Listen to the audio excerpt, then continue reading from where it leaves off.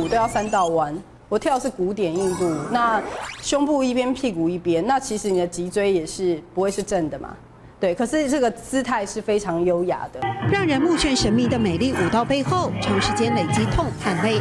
黄美瑜想起最初学印度舞，连踏步真的痛如刀割。那印度的话是大理石一块一块接的，那我们刚好，如果它那个大理石，对，插到缝，就像肉去割肉，割到那个刀。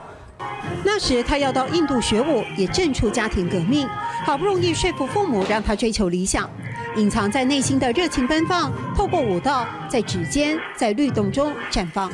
要打通奏，我练动脚。哦，这个动作要练很久。有吗？给也有有什么技巧是什么？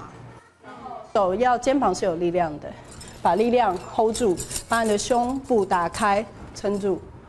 充满宗教意义的印度舞这几年慢慢融入宝莱坞式的表演风格。拿过创意印度舞大赛冠军的黄美瑜也创新，加入童话意象，用印度舞说客家故事。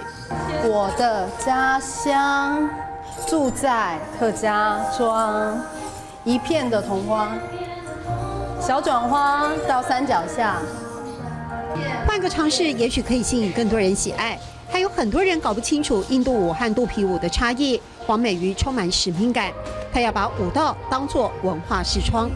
爸爸妈妈就会觉得说 ，OK， 你一直投注在你的梦想上面，可是你的回收、你的付出跟你的回收不成比例。可是我们客家应景精神啊。一直在推广印度舞，黄美瑜不只是分享了自己的兴趣，希望透过不同文化融合的交流当中，丰富更多人的视野。20通作愛練動叫，要乜嘅優良？20通作愛練動叫，要乜嘅優良？